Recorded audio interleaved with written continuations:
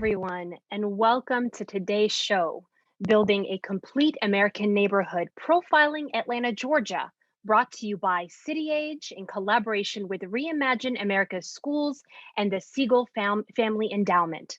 Atlanta leaders, along with leaders from across the country, are here today to show us how they're building a new livability around their communities, schools, and emerging leadership in tech. We want this event to be interactive, so the first thing we're going to do today is ask our audience a question. The question is going to pop on your screen right now, and you'll have a selection of choices from them. The question is, why is the relationship between schools and their surrounding neighborhoods important? You've got 5 options. Feel free to make your selection below. Now, while we wait for those results to come in, we're going to go ahead and give you a couple of more information regarding our programming. I'll start by kicking us off and introducing myself. My name is Selma Shelbaya. I'm a former CNN journalist, a current communication professor at Clayton State University, and the founder of Shelbaya Consulting, a communication firm focused on compelling and creative storytelling. And I am delighted to be your anchor for this City Age episode. Our audience is filled with leaders from 18 different states from here in the US and 7 different countries from around the world. It's wonderful to see that although we're profiling Atlanta, this is truly a global conversation. Now, before we get started, a few quick notes about the comments section. When you comment in the chat section, make sure to direct your comments to everyone. This way, we can all see your comments and help everyone remain engaged. Plus, we'd love to read them throughout the program. You'll need to update this as your default settings direct messages just to panelists. So you're going to want to change that so that everyone can see your comments.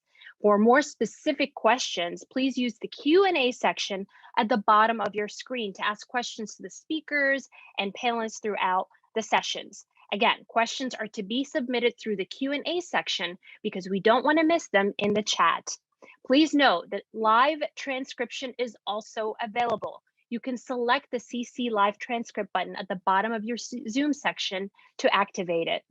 Now, we mentioned that we want to make this event as interactive as possible. So everyone can take a moment right now and tell us your name and where you're Zooming from.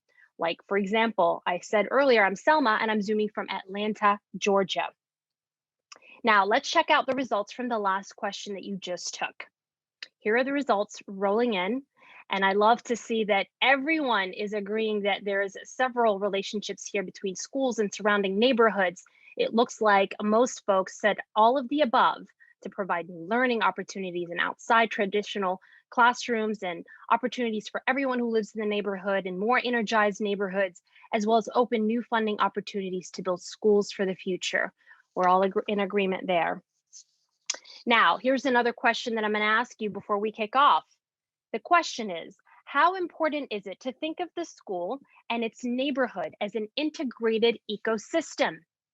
Feel free to make your selection from the choices you see in front of you on the screen. Now, while the results are going to come in, let's get started with the program. Ron Bogle is going to kick us off. He brings decades of experience from the world of architecture, education, and philanthropy as co-founder and CEO of Reimagine America's Schools. With core funding from Schmidt's Futures, Ron is leading a national initiative to bring together thought leaders from education, technology, design, and civic community to rethink public education and the built environment of America's schools.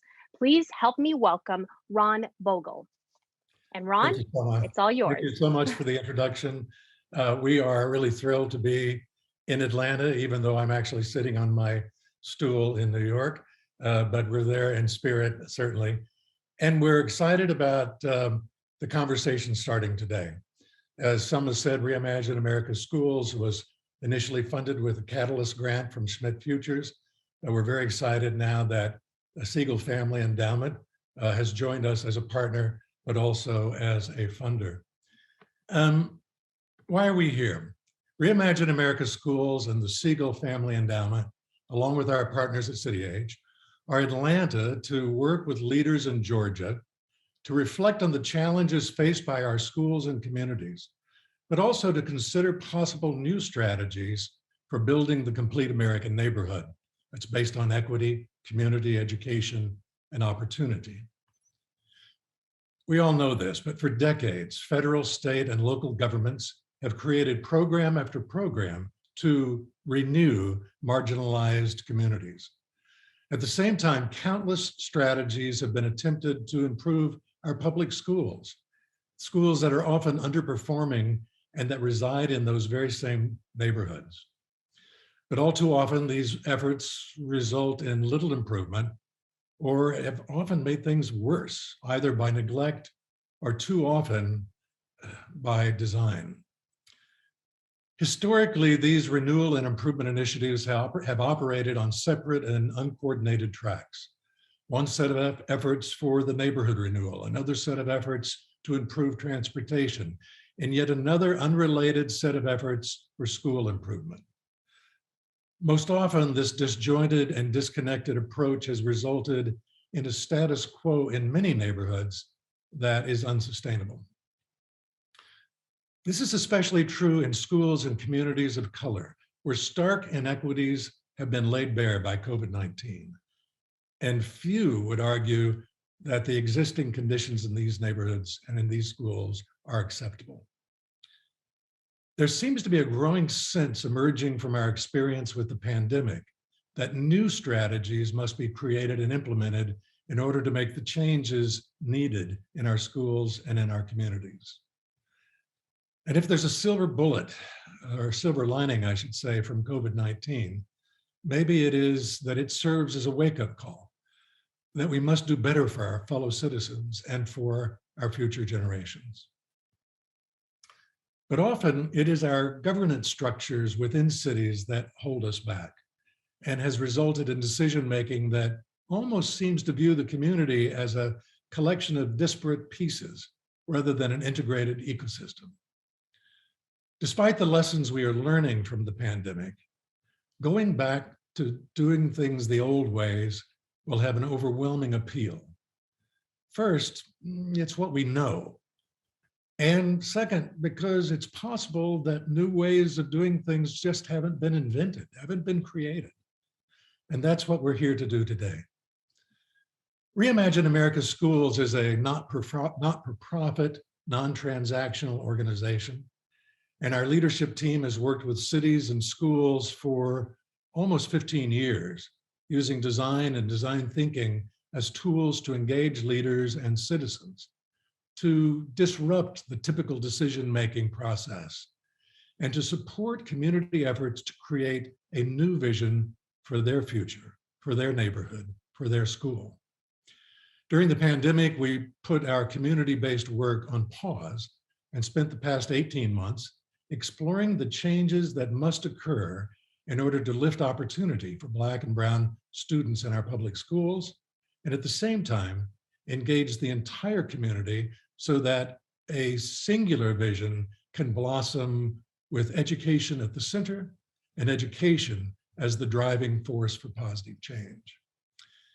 We're calling this working concept education-centered community reinvestment, which is a fully integrated approach.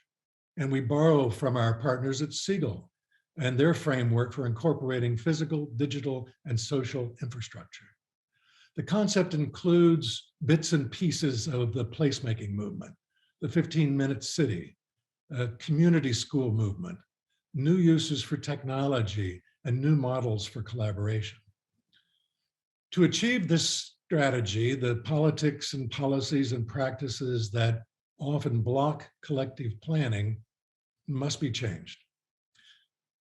So it seems to us that this is a pretty intuitive idea. I mean, what's wrong with working together? So the question might not be so much what are we trying to do as it is how do we do it? And exploring the how-to question is why we're in Atlanta today.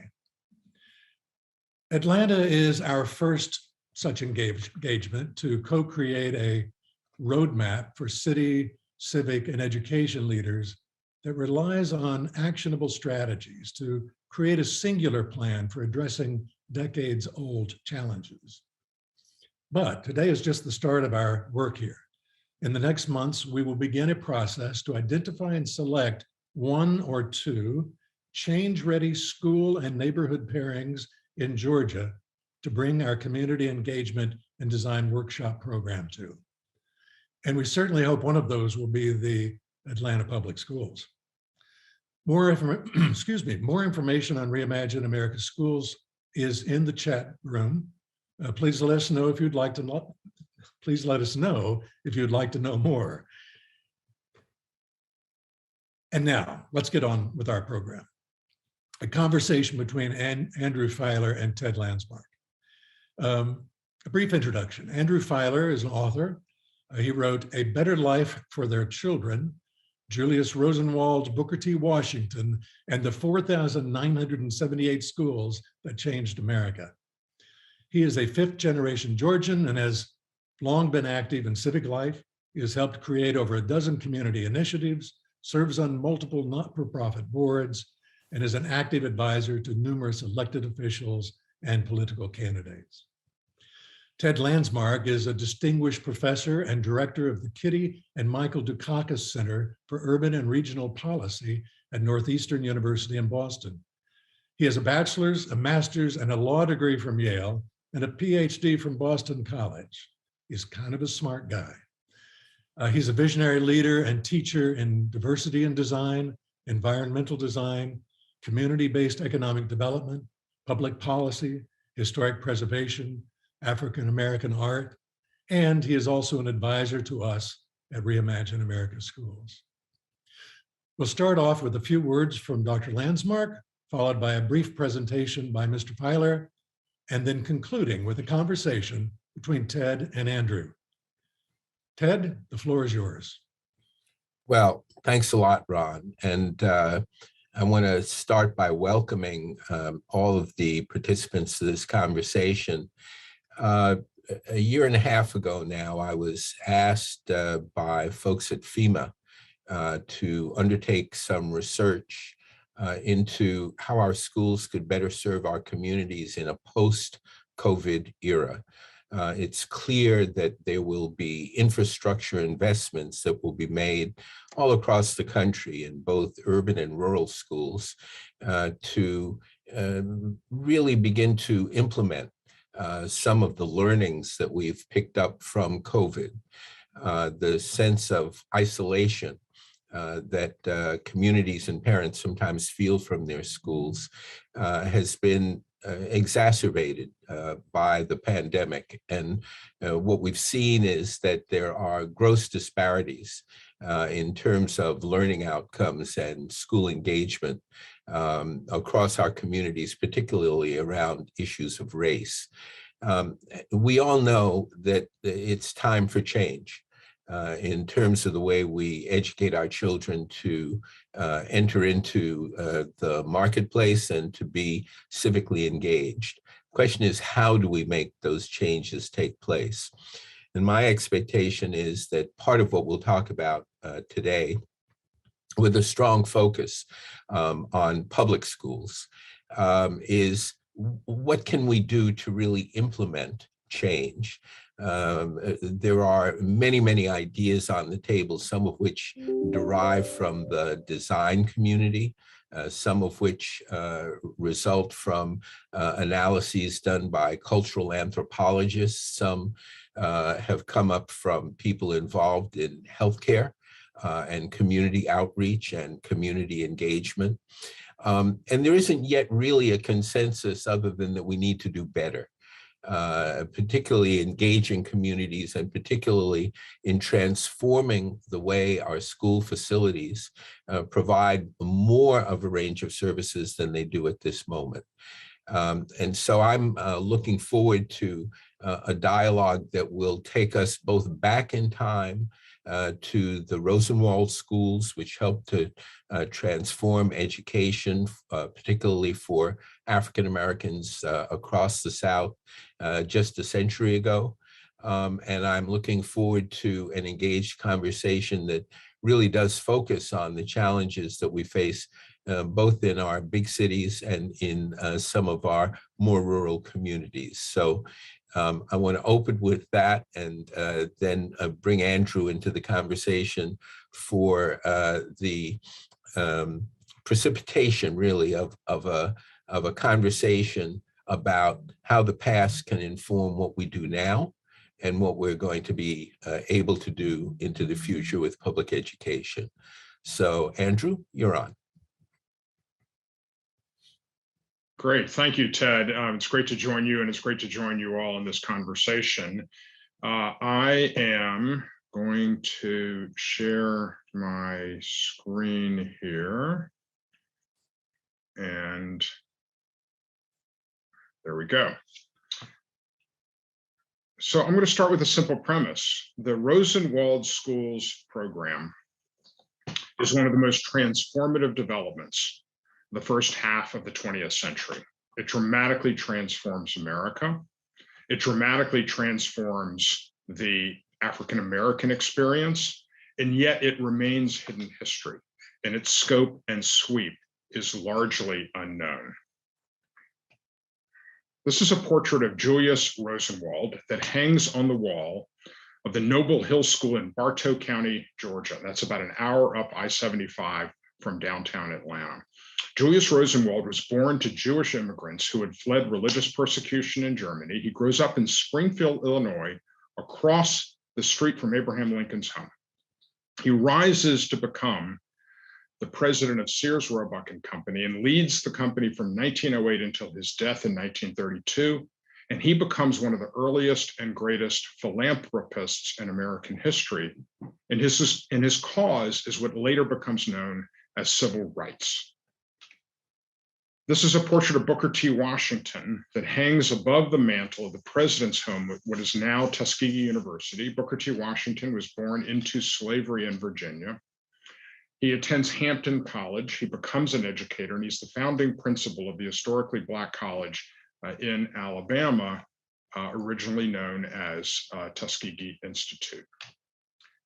And this is a rare portrait of the two men together, printed on fabric and sewn into a quilt to commemorate the restoration of the Pine Grove School in Richland County, South Carolina. And at the rededication ceremony, former students and former teachers were invited to sign the quilt, and it hangs today in the restored schoolhouse. These two men meet in 1911. It's 110 years ago this year. We have to remember 1911 is before the Great Migration, which doesn't begin until later that decade. So 90% of African Americans live in the South. And public schools for African Americans are mostly shacks, with a fraction of the funding provided for the education of white children. And many jurisdictions do not even have public schools for African Americans. And so the two men create this program that becomes known as Rosenwald Schools. They reach out to the Black communities of the South. This is a portrait of students and teachers in front of what becomes the Jefferson Jacobs School. This is in the 1920s in Eastern Kentucky. They reach out to the Black communities of the South and they say, if you will contribute to a school, because we want you to be a full partner in your progress, and if you will reach out to the school board, the white school board, because we want to deliberately establish Black-white dialogue as a foundation for future progress, and these have to be public schools. While we welcome the school board's contribution, at a minimum, they have to agree to own, maintain, and staff the school, pay for the teachers. If you do those two things, Julius Rosenwald will make a substantial contribution towards school construction. I want to think about this for just a second. There is genius in this design. The Black community has to contribute. This is one of the earliest examples of challenge grants in American history. The white school board has to participate. This is one of the earliest examples of public-private partnership in American history. And this program begins in 1912, when the Lochapoka community in Lee County, Alabama, becomes the first community to achieve the match to fund a Rosenwald school from 1912 until 1937, when President Roosevelt presides over the dedication of the last Rosenwald school, the Eleanor Roosevelt School in Meriwether County, Georgia. From 1912 to 1937, this program builds 4,978 schools across 15 southern and border states. And the results are transformative. There are 2 economists from the Federal Reserve Bank of Chicago who have done 5 studies of Rosenwald schools. What their data shows is that there was a large and persistent Black-white education gap in the South prior to World War I. That gap closes precipitously between World War I and World War II. And the single greatest driver of that achievement, and it is an achievement, is Rosenwald schools. In addition, many of the leaders and foot soldiers of the civil rights movement to come through these schools. Medgar Evers, Maya Angelou, multiple members of the Little Rock Nine who integrated Little Rock Central High School, and Congressman John Lewis all went to Rosenwald schools. Congressman Lewis wrote this extraordinary introduction to my book, and I just want to set some context here. This is the Emory School, the oldest surviving Rosenwald school in Hale County, Alabama, built in around 1915.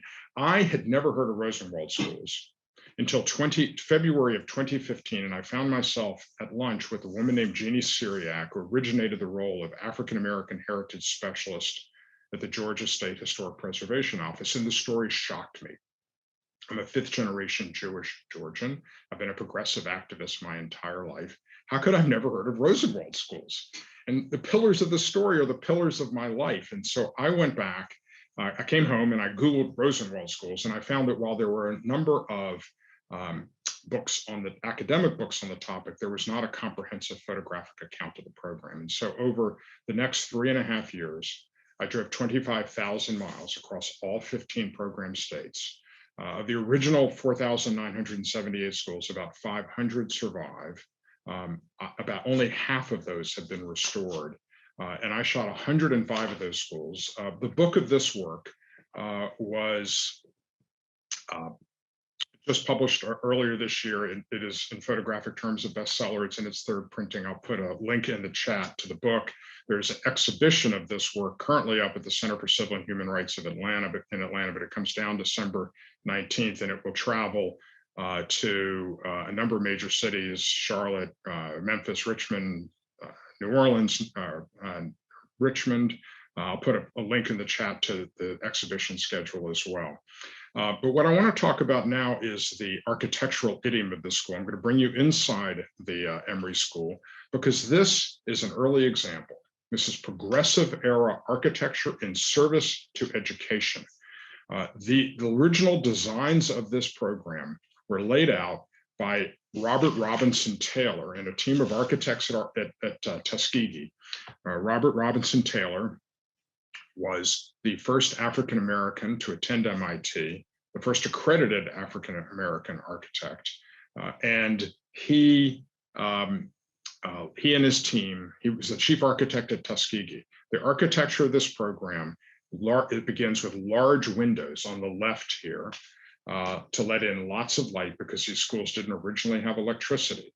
That's on the left. On the right, these cloakrooms, so the dirty outer garments could be kept out of the school spaces. And this room divider you see in the back, that originally had a set of doors that could be closed off to separate these education spaces, or accordioned back to open up the space so it could be used as a community center after education hours. That is what was known as a 1-teacher school. This is a 2-teacher school, the Hope School in Newberry County, South Carolina. This is named after James Hope, who was the state school superintendent in South Carolina, who was so committed to this program that he donated the land to this school, for this school, and every county in South Carolina had Rosenwald schools. To give you an example of how the density of these schools, if you take out Missouri, which joined the program late and only had 3 schools, only one of which survives today, the remaining 14 states in the program, 2/3 of all counties had Rosenwald schools. 80 of counties that actually had African-American school-age children, 85% of those counties had Rosenwald schools, and many of them had a large number of schools, And this is in Newberry County. Newberry County had 26 Rosenwald schools. In fact, across all of South Carolina, the average county had 10 Rosenwald schools. And the reason for that is that the African-American community was not afforded school buses. And so they had to have smaller schools that they could walk to. In fact, John Lewis, in this introduction to my book, talks about the bus carrying the white children, passing him as he walked to school. The last thing I'll say about this schoolhouse is that if you go to the National Museum of African American History and Culture today, you will find in that museum from this schoolhouse 6 schoolhouse desks, 1 potbelly stove, and the original sign proclaiming Hope School. This is a 3-teacher school. The design idiom of the Rosenwald Schools program was that the architecture was to be modest. And that was really for 2 reasons. One was to save cost, and the other was to prevent the ire of the African-American community, backlash, if you will, otherwise known as arson. And yet this school has a cupola. In fact, cupolas were expressly forbidden in the architectural program of the Rosenwald Schools because one of the architects that was behind the design of the program believed that cupolas were reflective of church architecture and therefore violated the separation of church and state. But remember, the African-American community has to contribute. And that when they counted in that contribution, cash, land, material, or labor, what you see here is African-American community agency. The community wanted a cupola and they built a cupola. Now, these schools that I've shown you so far, these 1, 2, and 3 3-teacher schools, all small white clapboard structures. By the end of the program, they're building 1, 2, and 3-story red brick structures. This is the Dunbar School in Pulaski County, Arkansas, otherwise known as Little Rock. And if this Art Deco detailing looks familiar, it's because the architect of the Dunbar School was the same architect as Little Rock Central High School. Now, most of these schools were too small to be used for educational purposes, and so very few of them are still in use for educational purposes today. Of the 105 schools that I went to, only 5 are still in use for educational purposes. So that means that to have preserved these schools, they had to have been adaptively reused. These are the Pleasant Hill Quilters in Cass County, Texas. 3 of these women went to Rosenwald School. 3 of them had parents that went to Rosenwald schools, and the woman in the front row in the center, LaJoyce Flanagan, was a teacher in this school, the Pleasant Hill School. These women found their school in great this school had gone into great distress, and these women sold quilts to raise the money to restore the Pleasant Hill School and turn it into the community center that it is today. And they meet on most Mondays in the schoolhouse to quilt. Some of these schools have been converted into church halls. This is the Denby School in Warwick County, Virginia. Some of them are museums. The Warfield School in Montgomery County, Tennessee. You see there the reflection from the light from these 9/9 pane windows that are such an iconic element of Rosenwald School's architecture. But many of these schools remain unrestored and are at risk of collapse. This is the Hannah School in Newberry County, South Carolina, that stands across the street from the Hannah AME Church, and the church graveyard has grown up around the school. It's so important that there is an inherent plea for historic preservation in this work, as these are the centers of history and memory in our community. And this is what happens. The W.E.B. Du Bois School in Wake County, North Carolina, that had collapsed just before I got there. I'm going to just close on this image just to tell you the story of how impactful these schools have been on the communities that they serve. These are brothers Frank and Charles Brinkley inside the K. Rose School in Sumner County, Tennessee. The photograph of Julius Rosenwald that hangs on the wall has hung in the schoolhouse since it opened in 1923. Frank Brinkley and Charles Brinkley both attended this school. They both went to college. They both went to graduate school. They both went on to become educators. Frank was a high school math and science teacher. Charles was a middle school principal. They have 4 sisters. All of them came through this schoolhouse. And of those six siblings, they had 10 children. All 10 children went to college. Without this schoolhouse, that legacy may not have happened. So with that, I will stop sharing my screen and welcome Ted back to the conversation. And I look forward to talking to you further about this history and legacy. Andrew, let me bring this up to the present because you've done some very fascinating historical work here, and your images, I think, are very compelling. Could you talk just a bit about what made these schools so powerful?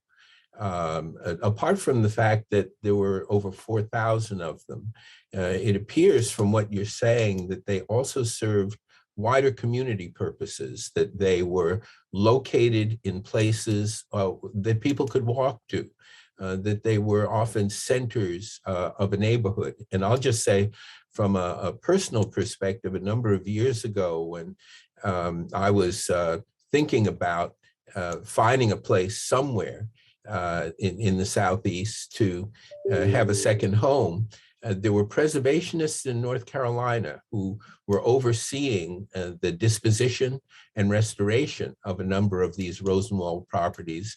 And when the first thing I realized was that they're so centrally located and so convenient that they really serve purposes beyond simply teaching the 3 R's. Could you talk a bit about the culture that surrounded these facilities?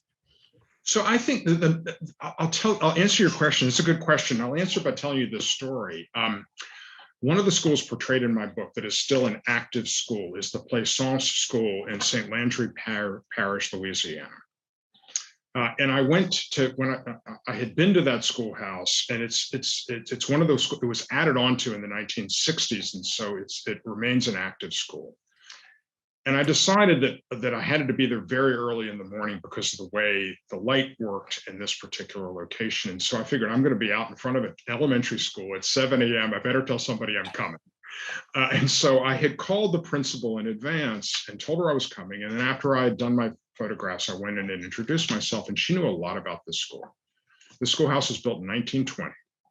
70% of the money came from the Black community, a Black community that was already being taxed to pay for white schools.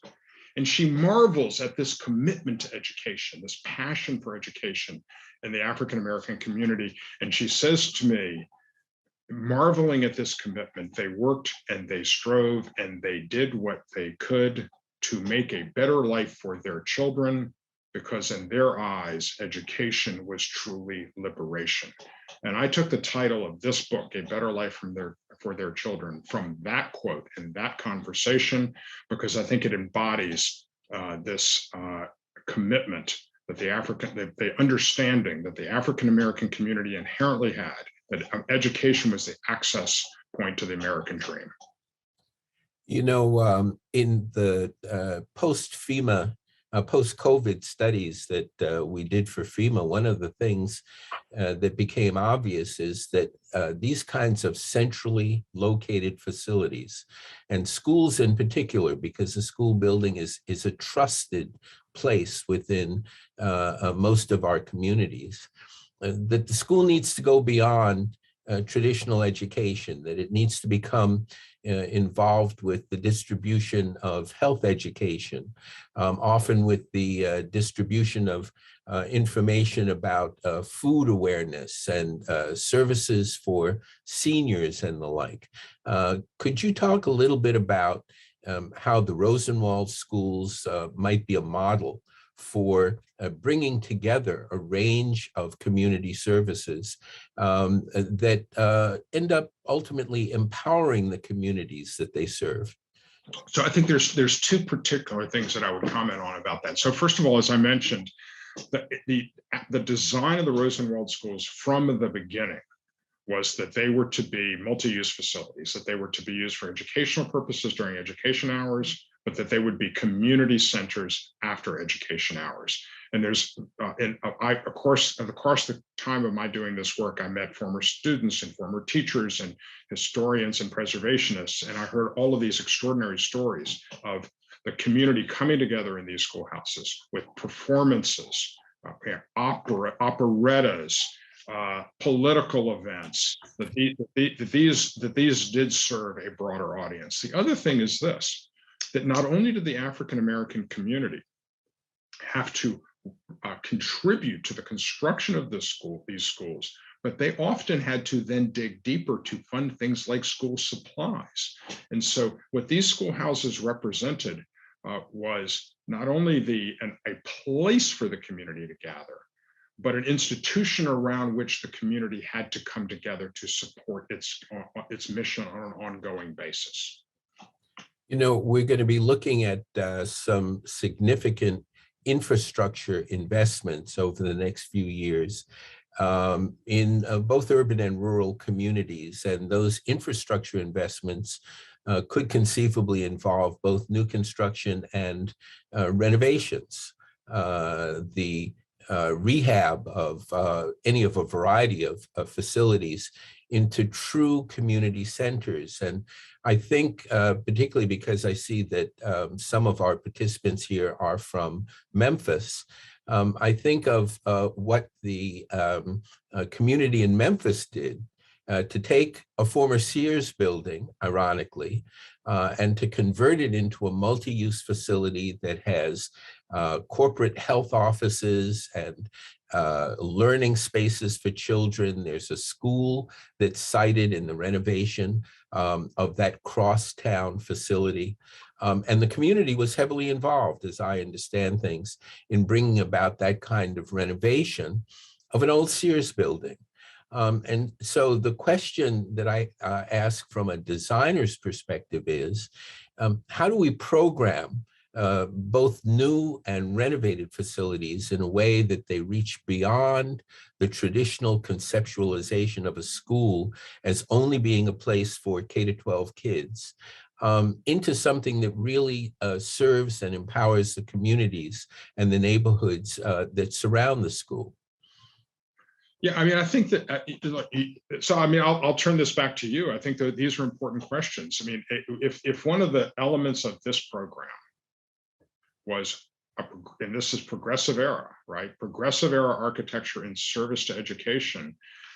What role do you see architecture and design playing in the schoolhouses of the future and in the schoolhouses we need to be building today?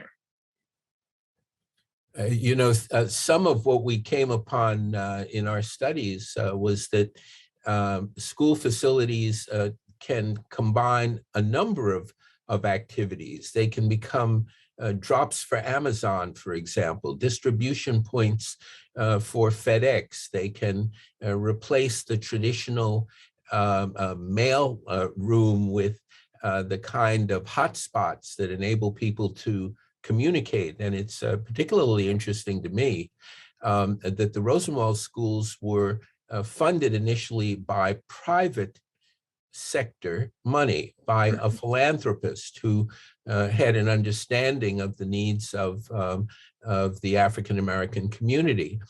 And if we're talking about communications and services, one has to wonder whether some of our major communications companies today might not direct through their philanthropic efforts funds into supporting communities of color in developing these kinds of comprehensive neighborhood facilities. What is your understanding of why Rosenwald decided to make this commitment and what his relationship was with Booker T. Washington? So Booker T. Washington, so Julius Rosenwald was motivated by his Judaism. He saw America as a safe haven from anti-Semitism, and he saw that safe haven weakened by how America treated its African-American citizens. And he says, I believe in America, but I do not see how America can go forward if part of her people are left behind.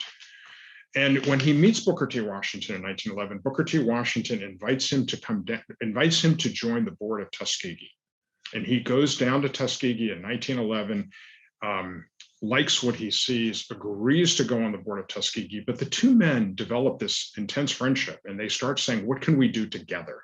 And there's this great letter correspondence that in 1912 morphs into what becomes the Rosenwald Schools program.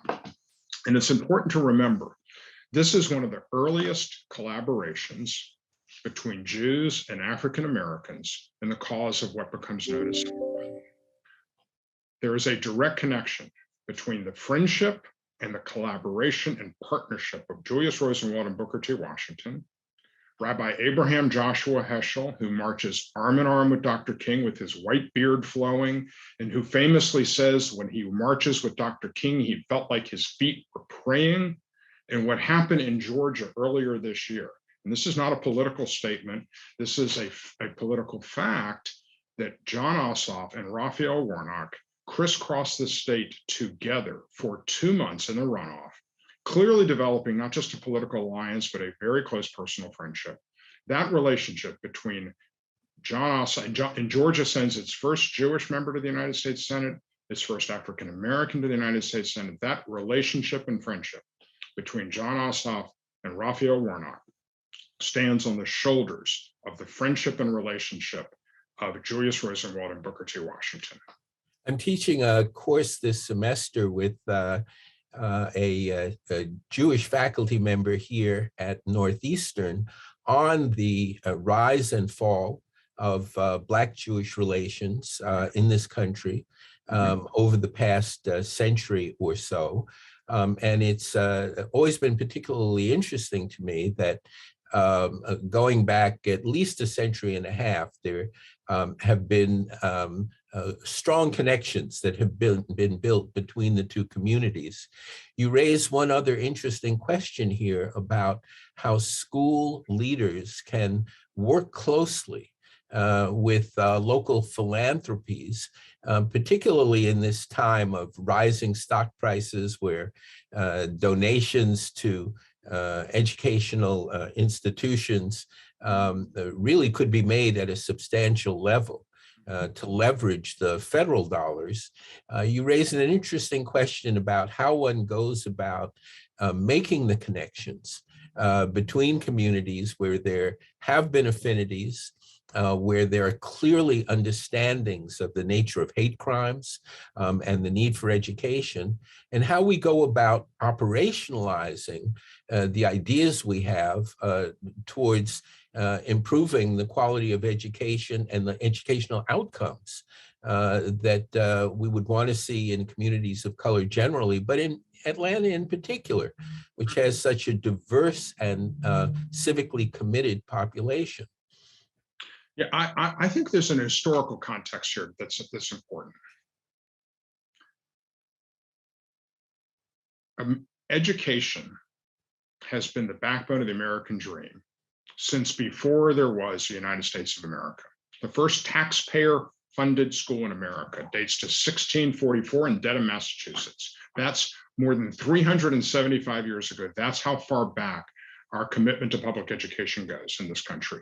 And there's a direct connection between that, the Land Grant College Act, which creates colleges all across America. That's passes in 1862. Historically Black colleges created largely in the decades after the Civil War. The Rosenwald schools of the 1910s and 1920s. The educational provisions of the GI Bill transform America from relatively poor to relatively prosperous. Brown versus Board of Education is one of the high watermarks of the civil rights movement.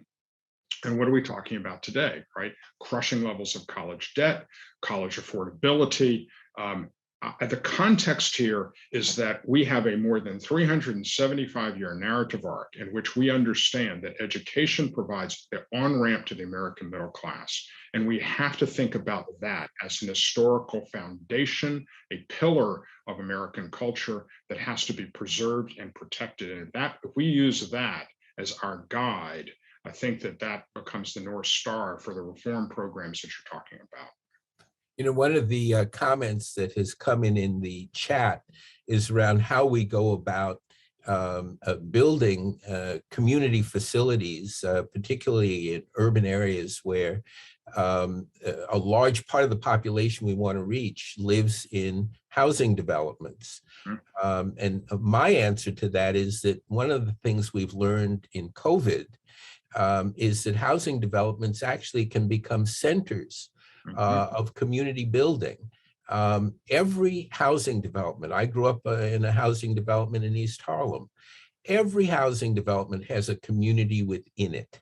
That internal community is not necessarily always represented by the tenants association as such.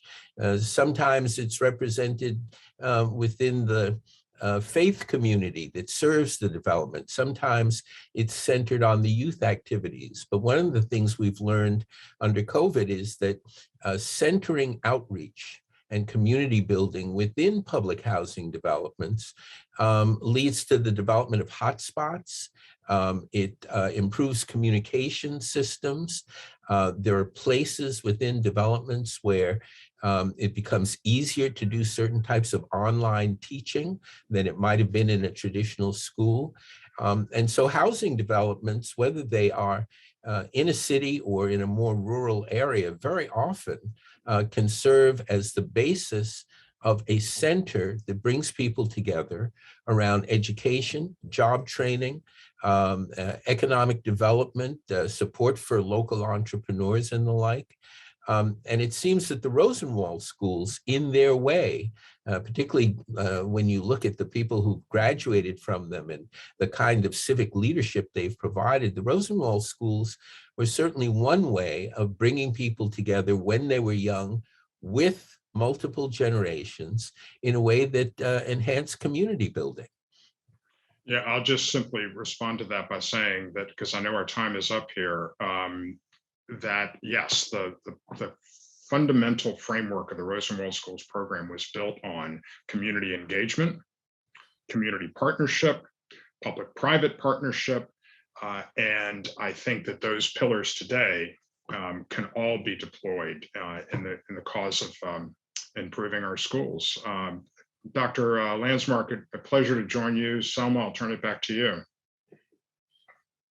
Thank you so much, Andrew and Ted, and for this really insightful and incredible historical context that sets the stage for the rest of our programming. Let's have a look at the last poll that you all just took and see what the results are showing us. And it's quite apparent here that most of our attendees feel that it's very important to think of the school and its neighborhood as an integral ecosystem, which is primarily what we've been talking about. And before we move into our next session, which is going to discuss a little bit more on the how, let's take a look at another question, our third question for today. Do you agree typically students, and especially students of color in underserved neighborhoods, don't get the opportunities that students in affluent neighborhoods do? Feel free to make your selection from the choices below, and we'll revisit them again later. Now, it's time for our first panel, Reimagining Infrastructure to Support Neighborhoods and Schools. How can a community come together to build infrastructure that supports students and residents of all ages in accessing opportunities to learn, work, and connect with each other? Please help me welcome the panelists who are going to help us answer this question. First, we have Ryan Gravel. Ryan is an urban thinker, designer, author, and builder, best known for his master's theses and early work that launched the Atlanta Beltline, one of my favorites. His work centers on strategies for change that advance a broad, inclusive vision of communities. He was the lead creator of the Atlanta City Design, designing the city's inevitable changes so that it grows into a better version of itself. Next is Dr. Tauhida Baker-Jones. Dr. Baker-Jones is the first ever Chief Equity and Social Justice Officer for Atlanta Public Schools. Dr. Baker-Jones has spent the past 19 years working to ensure that we provide an excellent, equitable, and inclusive learning environment for every child in every classroom every day. She has served in diverse leadership roles across the K-12 spectrum, within the district, charter, and the nonprofit sectors. And finally, we have Josh Elder, the Director of Grants Management at Siegel Family Endowment, which explores the impact of technology on society across learning, infrastructure, and workforce. Josh was previously Director of Strategic Initiatives for CS for All, where he led efforts to build the capacity of school districts and other education agencies to provide computer science education to all students. And we're welcoming Ron Bogle back to the stage as our panel host. Ron, it's all yours. I think a lot of inspiration can come to us from the work that was done on the Rosenwald schools. Let's see, do I see my panel yet? I don't know if I do. There you are. Okay, greetings all. So I'd like to tee up our conversation just a little bit, plant some flags around some issues that we are looking at Reimagine America Schools. Kumar Garg, who works at Schmidt Future, engaged Reimagine America Schools. And from his point of view, we need to leverage every opportunity, every resource, every asset available to improve our public schools. And it was his concern that the historic amounts of money that was being spent on school construction, about $50 billion a year, really wasn't being leveraged to support new strategies for learning and teaching. And so our focus has really been on addressing contemporary opportunities when a community has funds to spend on a school facility. And what we're up against is a fact that most of the schools that are built today are still built on a 1950s model, hallways and classrooms, where a certain group of students had to be a certain place at a certain time to hear a certain topic. It's a passive approach, and it ignores in some ways the opportunities that technology provides to have a spectrum of opportunities and places to learn rather than a singular classroom space. And so one of the issues that we were looking at with Reimagine American Schools is helping introduce school districts to new ways of thinking about what the learning environment might look like. We also have been advocating and supporting the idea of active learning, hands-on learning, makerspace, technology space, and so forth. And then the second, so that's an asset that really is being under-leveraged when we think about the future of public education. A second asset, which brings us to the education-centered neighborhood reinvestment. The second asset is the neighborhood in which the school resides. A unified strategy that really looks at that as an entire ecosystem rather than separate pieces. Now, we're not advocating that mayors should take over school boards. We've done that, we've been there. We don't need to spend time on that, but we are looking at how do you create new ways of collaborating? How do you create new strategies for crossing between agencies that normally are separated by silos? And so this panel, I think, is especially well suited to talk about change. Each of them bring a unique perspective in terms of the change that they have been dealing with and the strategies that they have used. Josh, since you are a co-presenter with Siegel today and a funder for Reimagine America Schools, I'd kind of like to start with you, just to kind of set the table for Siegel's interest in this subject matter and specifically, why are we in Atlanta today? Yeah, thanks, Ron. Thanks so much for having me here. I'm really excited to also hear from other panelists and have been enjoying the chat as well. Hi, everyone. Joshua Elder. I'm at Siegel Family Endowment. And so we are a foundation that's based here in New York City. And I'll explain more about our interest in Atlanta. But our mission at Siegel Family Endowment is really to, it's a very broad mandate, and something that we strive to do is understanding and kind of shaping the impact of technology on society. And by doing that, kind of believing in this world in which that all people kind of have the tools, skills, and context necessary to engage meaningfully in a rapidly changing society. And so we have been historically supporting organizations kind of at the intersection of three of our portfolio areas, learning, infrastructure, and workforce. And I know at the top of the call today, Ron, you mentioned kind of Siegel Family's view on infrastructure and some work that we did in 2020 around infrastructure. And I'm sure all of us, some people are probably loving it more than others, but have heard a lot about infrastructure and what isn't infrastructure and the fight in Washington. But our view on infrastructure is that we believe that infrastructure really influences kind of everything in society. And for us, we think about if we're trying to solve some of the country's most pressing challenges, whether we're dealing with like inequalities in wealth, racial justice, climate change, education, there really has to be this new framework for looking at infrastructure and taking what we have kind of coined as this multidimensional view on infrastructure, looking at the intersections of physical infrastructure, which you mentioned a little bit, the role of digital infrastructure, and the role of social infrastructure, really thinking about communities and family engagement there. And so we had put out a white paper last year that really talked about what multidimensional infrastructure looks like. And I'll make sure we get that link in the chat for people.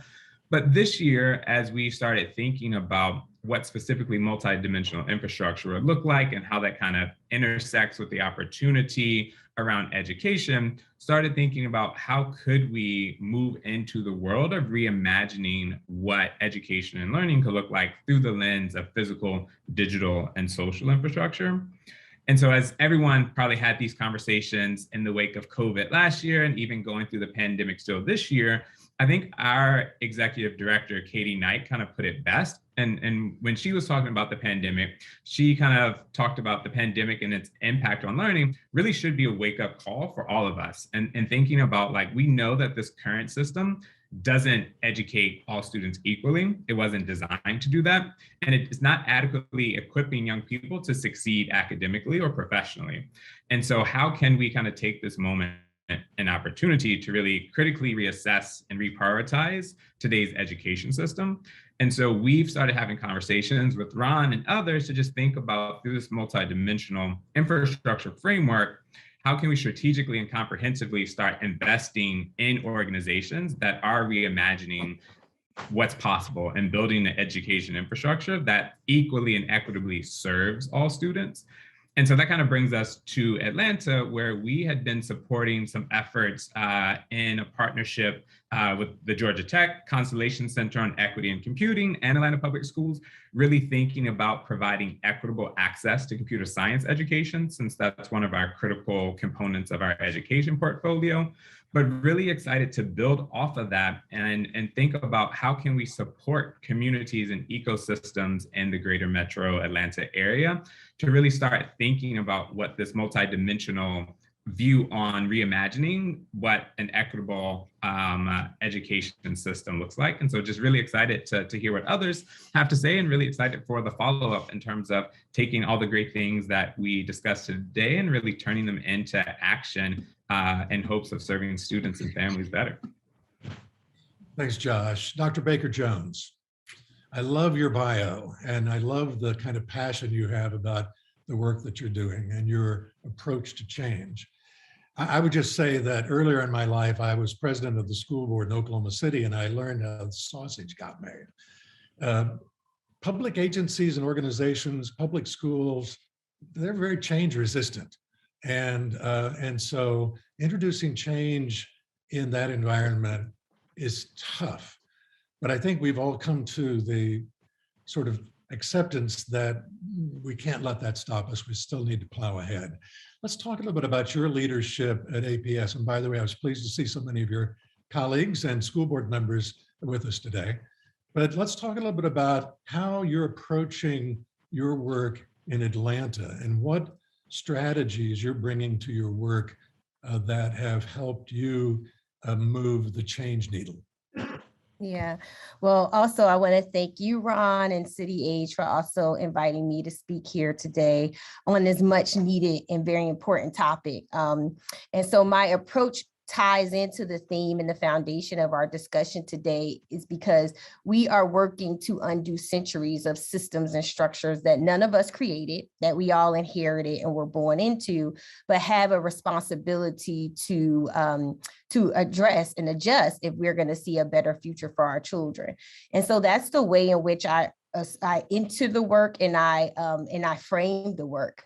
And so from the seat in which I sit in, I work to ensure that the school district enacts a theory of change that is grounded in that, in a way that ensures that all of its organizational systems, operational, talent, stakeholder engagement are aligned to that purpose.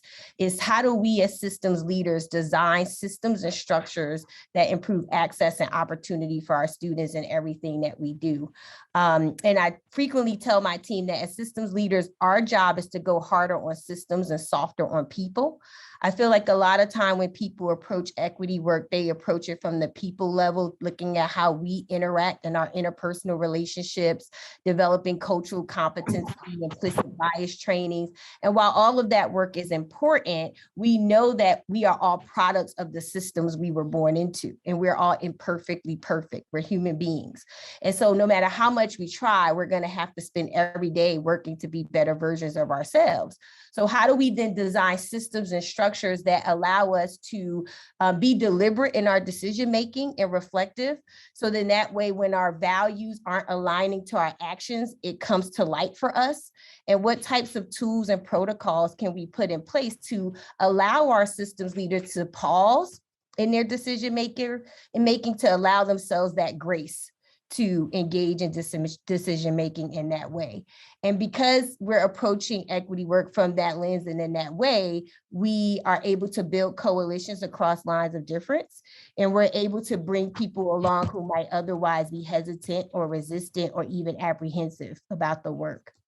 And for me, it's vitally important to approach the work that way because this work is so human-centered. And because at the end of the day, people need grace to grow, and we need to recognize that. And people don't fear change, Ron, they fear loss.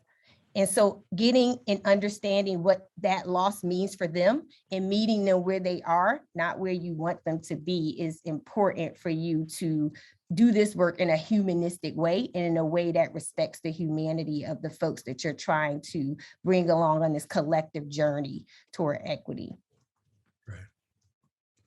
Wow, thank you for that.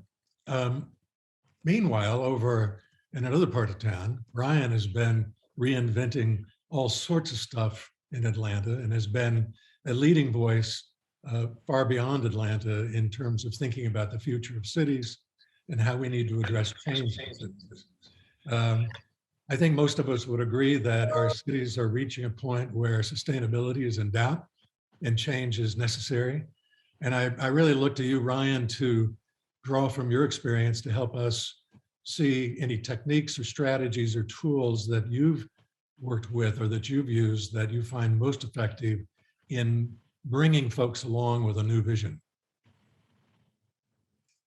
Sure. Well, thank you again, Ron, for inviting me to be here today and sharing some perspective. I really liked what Dr. Baker-Jones was just saying and the sort of focus on structures, because we can all have the best of intentions, but because we operate within that structure, we're limited in what we can actually accomplish, and we really need to repair, renovate, restructure those things in order to really move forward in a way commensurate with the challenges that we're facing. And my work is focused on infrastructure, which is exactly that, literally the physical infrastructure of the city and its role in shaping our lives. In college, I fell in love with infrastructure and with cities after a year abroad in college. I grew up here in Metro Atlanta, basically stuck in traffic, driving to the mall. And I spent a year in Paris where within the first month of being there, I had lost 15 pounds. I was in the best shape of my life because I was walking everywhere and eating fresh food. And I saw very clearly the role of the infrastructure of the city, the physical city, and my own personal health and well-being. And I got home and I lived with my parents that summer, and I took a job where I had to drive across the top end of 285, our perimeter highway, every day. Suddenly that infrastructure was a barrier between me and the life that I wanted to live. And so that you really, when you start to see the physical city and the systems and literal structures of the city as enabling opportunities, creating opportunities for some people and not others, creating barriers for some people, that's where my work is sort of centered. City building is really complex. You need all kinds of different perspectives. And so the education perspective is not my area of expertise, but it's certainly something that overlaps with a lot of other areas, from business innovation to health, public health,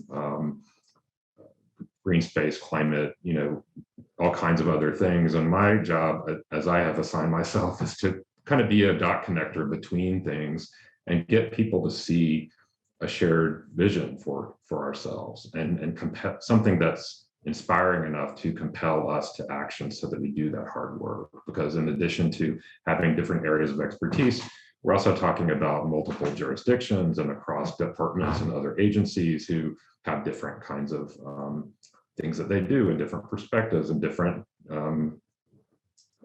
they don't always work together. And so in order to do that, we have to get everybody seeing that shared vision. And so that's where my work is sort of centered.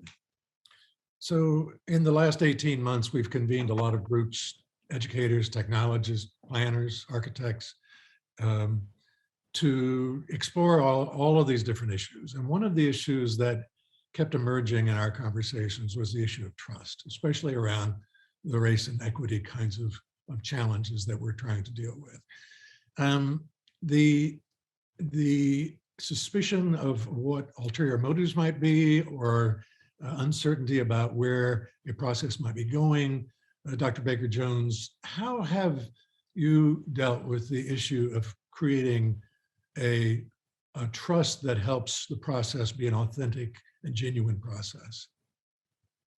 Yeah, so equity work moves at the speed of trust. So you can't engage in this work until you have a certain foundational level of trust to move the work forward successfully. And you can't do equity work unless you're involving those who are most proximate to the problem in the decision-making process. So that's one way in which we go about in our work, or at least holding our leaders and going accountable about their work in doing the work from that lens. So then that way you can overcome that apprehension that folks may have about where you're trying to go and where you're trying to take them. If they have a hand in that process and you're co-creating and co-constructing what that decision-making would look like and what that outcome is going to be, then people are less skeptical of your motives. They're less skeptical of your objectives because they were involved from the ground up versus the top down. And I feel like a lot of apprehension comes in because we do it the reverse. We make the decisions. We say we feel what we know what's best for people and communities, instead of inviting the community into authentic conversation and dialogue about what their needs are, and then how do we work together to co-create the solutions and outcomes that they need to best meet their needs, if you will. And so you can't say you're doing equity work if you're doing it to people. This work has to be with people. It has to be involved, a collaborative and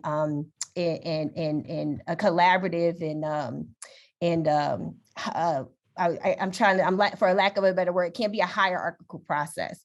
It has to be a flat line process. The effort has to be done by us, in efforts for us, and in effort with us. And if that doesn't happen in that way, you're going to meet that resistance and that skepticism. So what is the saying, if you're not doing it with me, you're not doing it for me? Oh, so, yes, I love that. I'm adopting that, Ron. We have 5 or 6 more minutes on our time, and rather than be probing with questions, what other thoughts have you been bouncing around in your noggin that you want to share? Again, kind of looking at the how-to part of this. How do we overcome the compelling bureaucracies that we live in? I think just to build off of what Dr. Baker-Jones just said, especially with being a funder in this world, and I think I have to acknowledge the power dynamic that exists when you are a funder, and there's money on the line. I'd be naive not to understand and know that that's present. But I think for us in our work, and especially as we're thinking about why we have been why we've been identifying Atlanta when we're based in New York City, has been exactly what Dr. Baker-Jones was talking about, like understanding the landscape and having conversations. We don't have the answers at all, and we're not even the experts, even in New York City. And so like actually trying to find organizations, trying to find people and understand like what the work looks like collaboratively, not just writing a check and giving money and say, okay, good luck, we hope to see the impact results in 2 or 3 years.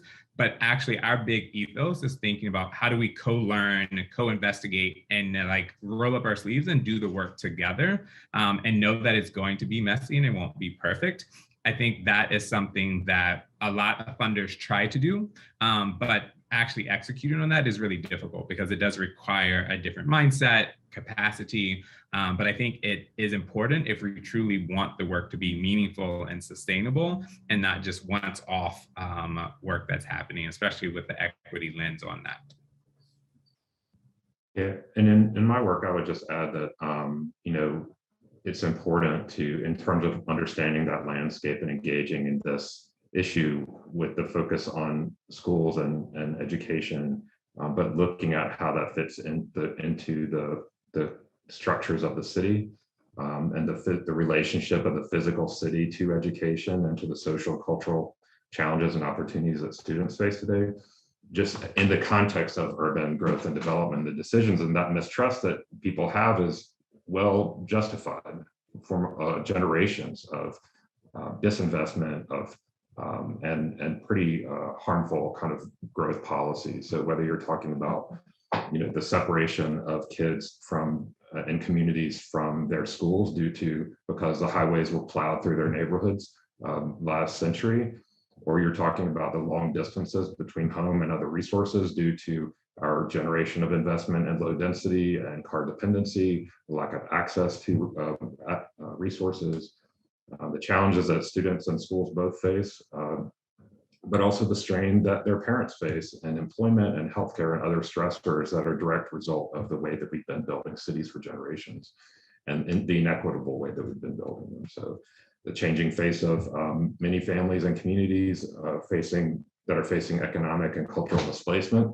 associated with gentrification. I mean, both the loss and the perceived loss of that community, but also the mounting challenges in those districts where these kids end up if they do get displaced, because those are places that are more often spread out, more traffic, more dislocation, declining market and economic conditions. I mean, the physical city has an enormous impact on education and people's lives. And if you can't talk about it and acknowledge it, then it's hard to move forward.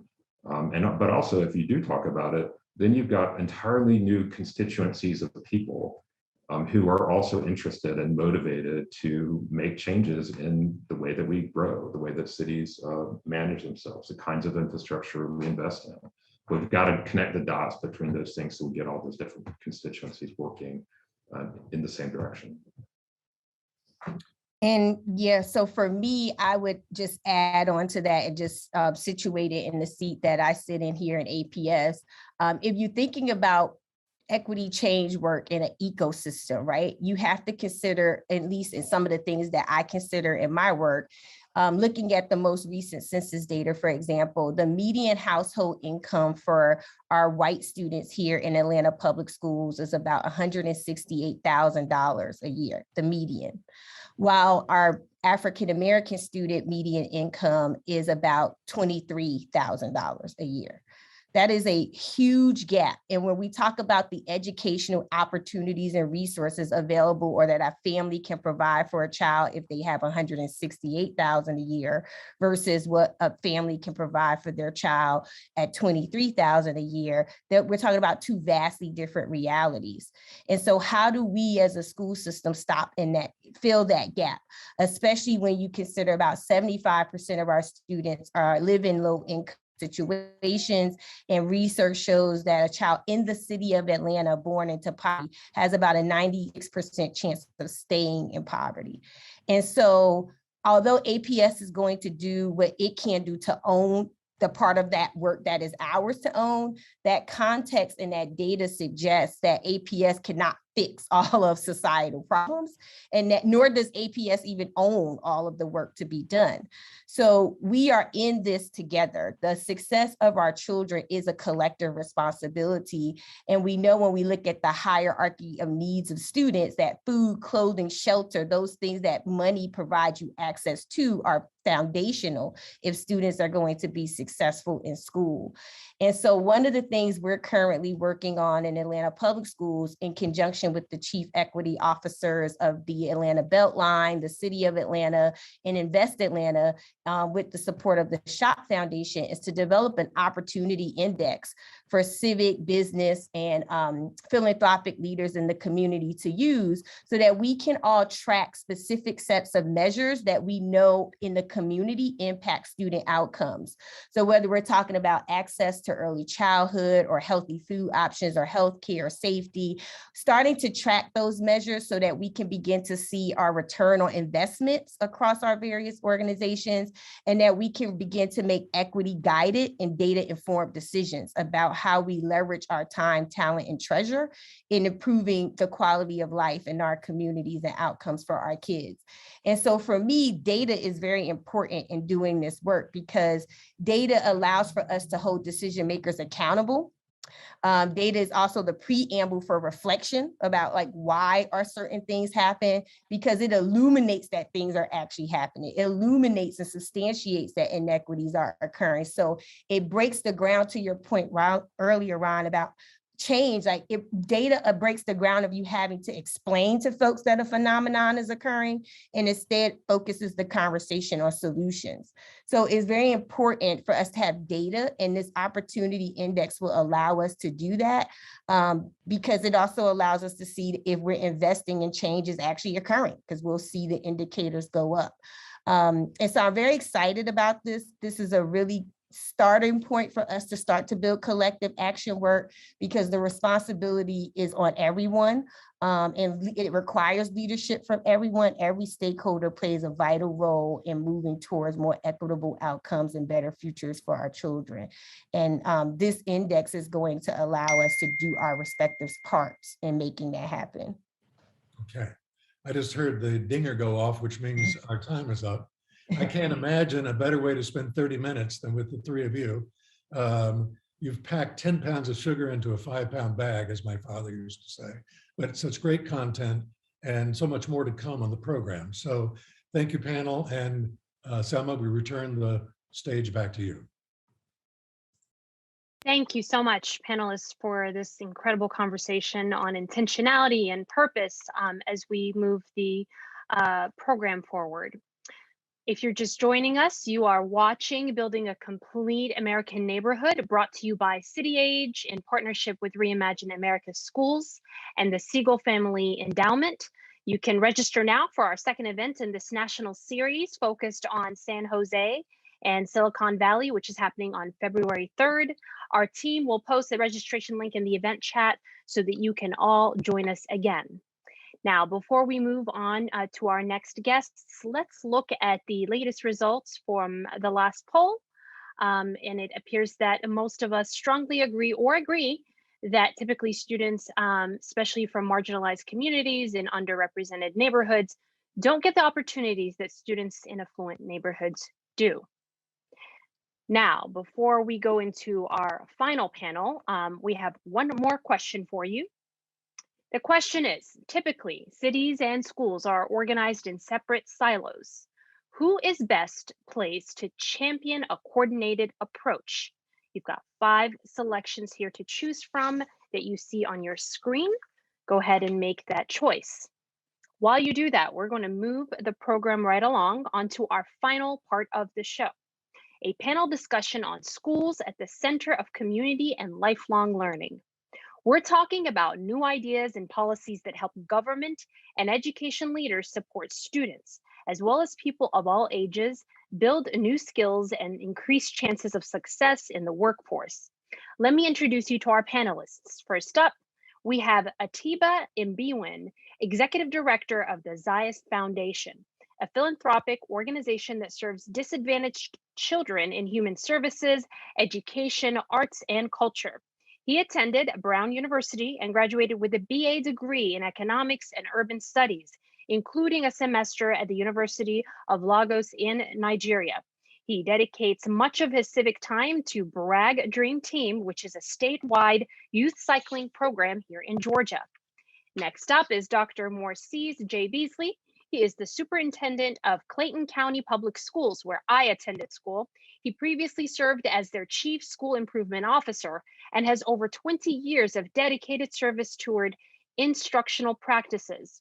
He's held numerous leadership positions in public education and is known as an innovative leader with an exceptional ability to transform both large urban and suburban school districts.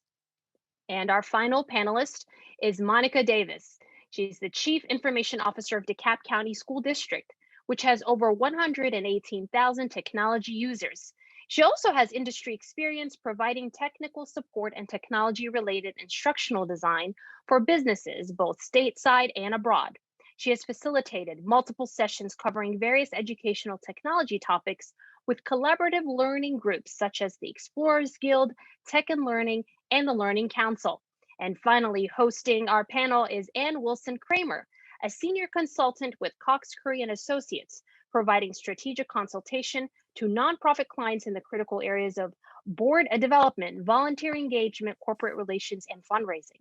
Ann serves and has served on numerous local nonprofit boards, including the Alliance Theater Company, Community Foundation of Greater Atlanta, Georgia Partnership for Excellence in Education, WorkSource Atlanta, Public Broadcasting Atlanta, and currently she chairs the Georgia Foundation for Public Education, and that is just a few of the boards she sits on. And you could take it from here. The stage is all yours. Welcome, everybody. Oh, wow, Seema, thank you so much. And I will tell you before I give you this extraordinary panel, Ron, I mean, you, Josh, Tahita, and Ryan, you set this up perfectly. We are so grateful to you for the honest, bold, courageous conversation. And our chance today is to not be Pollyanna or naive, but to provide hope. The idea is that there are some extraordinary bright spots going on, not just in Atlanta, but in the surrounding region, because we have representatives with our superintendent, Dr. Beasley at Clayton County, which is south of the city of Atlanta. We have extraordinary Monica Davis, who's at DeKalb County, which is the east of the city of Atlanta. And then we have darling Atiba Imbawan, who is the head of our Zeiss Foundation that works primarily in the city of Atlanta and DeKalb County and Clayton County. So the whole is represented. But as we start, and I think each of them will provide hope as well as challenges, barriers, and concerns.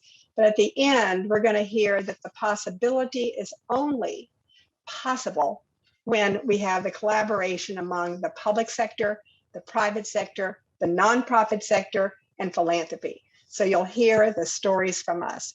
But as I love it, the concept here is schools at the center of community and lifelong learning. And you heard that, lifelong learning. We say preschool all the way through to post-secondary and certification for work and life.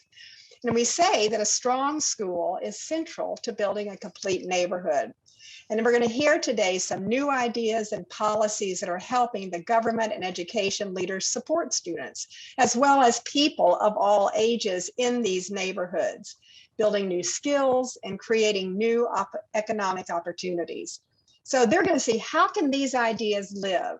What can be reimagined? What's going to work? And I loved how Tahita talks about those basic level things, the foundational needs of housing, hunger, health, security. That is the 24-hour job of many of our government leaders. And yet the school receives the children and the family, no matter what has occurred at that foundational level.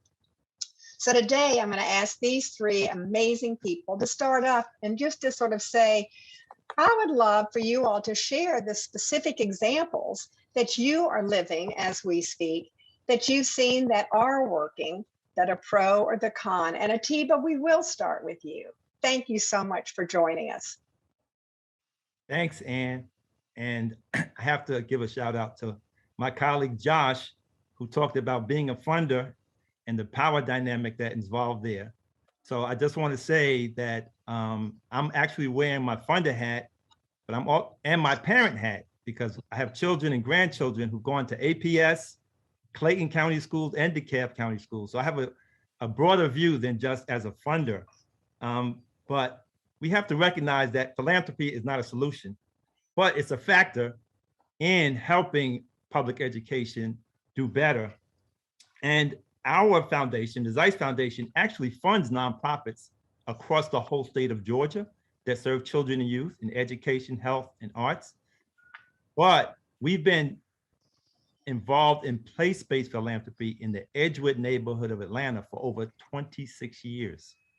So we have this deep community-based experience.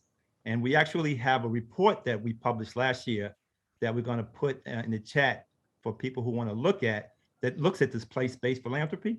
And it all started with the school-based health center. The very first school-based health center in the state of Georgia was in Atlanta at Whiteford Elementary School in 1994. And then again, at the middle school level, Cohen Middle School in 1999. And it was our co-founder, Dr. George Brumley, who started it with Dr. Vita Johnson. And Dr. Vita Johnson, after 15 years, has started to replicate the school-based model around the state of Georgia. And now there are over 60 of them. And as we know from this pandemic, this could make a difference, right? Because the value proposition is that it's good for students, it's good for staff, for parents, and even employers. And again, we think about health in the broadest way. So it's not just physical health, it's oral health, the dentist, vision, mental health, all these things we think are part of having a successful experience for students in public schools in Georgia. Oh, Ativa, thank you. And it's working. It becomes that first level of preparation for school and learning. So Monica, tell us a little bit about what's going on in DeKalb, because you have some unique, different neighborhoods and probably one of the most diverse counties and school districts, definitely in Georgia. And how are you all looking at this kind of place-based school in the center of the neighborhood? Well, I will say that the DeKalb County School District definitely has a rich history with a multitude of examples of community district collaboration. As a large school district, we have an entire division called the Division of Community Empowerment, Innovation, and Partnerships. And the entire purpose of that division is to provide leadership and support in initiating, leveraging, facilitating these relationships amongst our communities, our schools, our divisions, and so on. So there are many examples I could share, but I want to be a little bit selfish and focus on the one major responsibility that I, as a Chief Information Officer, has, and that is digital equity. So I think by now, everybody on here knows that if you don't have access to a device, and you don't have access to internet connectivity, that is going to impact student learning. So I think we all agree that that is the case. And like most districts, DeKalb is working to implement and manage that ongoing one-to-one access for our students, both in the school building, but also to support learning beyond the school building at home. So this would be that digital divide that we always talk about, digital divide. And with local, state, federal funding, we've been able to meet those needs. But our focus is not merely on the digital divide. Our focus is also on what are they going to do with this equipment once they get the equipment, and what does that empowered learning environment looks like to support innovative technology that encourage our students to be creative, active, knowledgeable, and really ethical participants in society, which is what a school district is responsible for producing. I think we all agree to that too. So when considering digital equity, education has to definitely address the digital use divide for our students. And we call them our digital dreamers. That's our initiative for our students, and make sure we address their digital literacy and their digital literacy, as well as their citizenship, which are critical components that they'll need when they're leaving into the world. So that old African proverb that talks about the community and the engagement of the entire village to support the children, it still holds true. And so now we're just talking about a digital village and a digital environment. So as a school district, we are definitely working hard to engage with our parents and community. We start with strategic planning. In our district, the district's technology plan is made up of a cross-functional advisory committee. So we bring in parents, community leaders. We brought in colleges, our local colleges, and our businesses to help us determine how should technology be used to support this and this, empowered, transformed learning environment that we're all trying to get to that's been talked about today. So you start with strategic planning, and that is one of the things that we definitely do. And this assists with that authenticity and relevancy of what we should be doing and what we are doing. So someone said that before, if you're not doing it with me, you're not doing it for me. And so that speaks directly to the strategic planning piece of it. But our Tech Cafe initiative that we have focuses on families and communities and leveraging exposure to digital learning, the digital learning environment. And part of the Tech Cafe, we show them how to use these tools so that parents are empowered to do what they need to do to support their students. Because if you don't understand the tools, you can't support your students in today's environment. So, but one of the challenges we had with the Tech Cafe was that all of our parents weren't attending. So I would say about 25% of our school district are English language learners. We speak over 50 languages in our school district. And with that being the case, the language barrier definitely was creating some challenges for us. So we created a mobile impact hub, which is a bus outfitted with technology and internet connectivity and awesome, very super energized family engagement liaisons who drive into our communities, and they park that bus in the middle of our communities and bring our parents onto the bus, and we get them registered for Infinite Campus so they know how to check their grades, and we show them the learning management system and how to navigate in and out of it and what the students have available to them.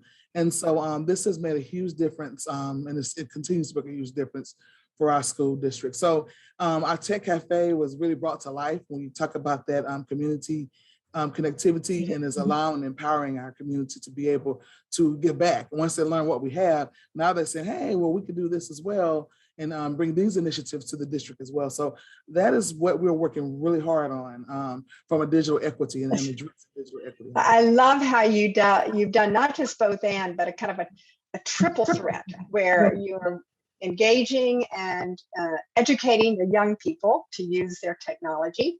You are, of course, connecting with the parents using the technology, and also bringing the school into the community, literally, so that those who can take advantage of it. I love it. So that it's all about collective and collaboration, working with all of your partners across the districts. But you have one of the highest percentage. I know I just heard your superintendent say yesterday, right, Atiba? With Mercy's, we were all on the same call. Over 20% of your children are English as a second language. So we are so thrilled.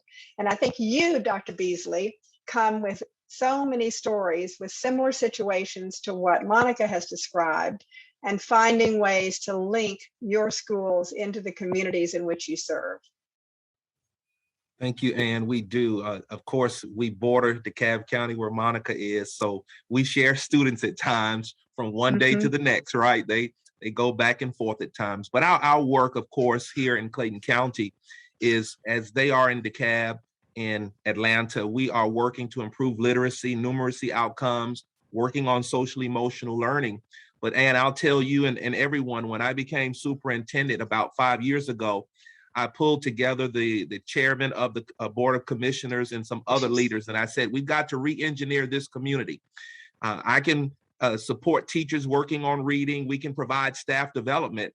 I said, but their outcomes are going to be compromised if we don't address the systems and structures that impact those outcomes. And so we, over the last several years, we have really focused on equity. We've really focused on systems and structures. And I'm so pleased to share that one area that we're making progress in, we have a collaboration with developers here in Clayton County, developing housing communities, residential communities, the Clayton County government, the Housing Authority, the Economic Development Office. We have nonprofits such as Star C. We have TriStar, which is an investor for the developers. We have all of these individuals, entities at the table, and we are engineering communities with school resources right in the center of those communities. And so we're so excited that even not too far from the airport, I guess it's a little far, but on Mount Zion, there's a new development, and we have, in the midst of this residential area, we'll have an after-school activity center. We'll have a early learning space for families to continue that learning, not just Monday through Friday, but even on the weekends. We'll have housing committed to employees who would like to stay in the development, who could also provide the leadership and the tutoring, the support of students after the school day. It's one of the most exciting initiatives that we have occurring in our school system. And I should share this. They wanted some tax abatements, and we at the table, we said no tax abatements if children don't benefit, short-term and long-term. And so they committed to providing over $1 million to our Clayton County Schools Foundation for student scholarships, in addition to creating this early learning center that will be accessible to every resident in this new development. Just a wonderful example of a collaboration that is going to benefit the community at large, but specifically the families that are in this residential community. Oftentimes you hear people say affordable housing, they think of low income housing, but I want you to know that that is not accurate.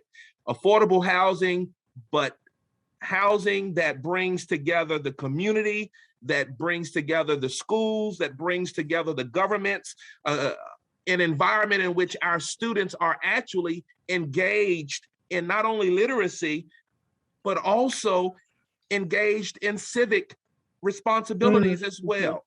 It's really a powerful example of what happens when superintendents, and I tell people, I wish I could just focus on teaching reading only, but my job is not just about teaching reading. I've got to help address all of those barriers that contribute to the lack of access. And oftentimes we hear about the achievement gap. It's really not an achievement gap. It's an opportunity gap. So we are working to create opportunities. And I'll share this, Ann, in addition to that amazing initiative and development that's occurring, our Board of Education has committed to opening up early learning centers throughout our county. We have about 1,000 kids right now in pre-K. We know long-term our outcomes are directly impacted by the number % of kids in pre-K. So over the next several years, we'll have up to 4,000 seats for pre-K in our school system and about 6 early learning centers. Listen to this, listen to this. They will be staffed with primary care physicians, dentists, ophthalmologists. They'll have WIC programs. They will have whatever our kids need in order to thrive and learn and to continue that learning well beyond pre-K, well beyond K-12. So just examples, and I'll tell you this, I am right now recruiting partners who want to plug into those early learning centers. So a little advertisement right here, appealing partners who want to plug into those early learning centers. And we continue our work as our county is really growing in the number of citizens, residents.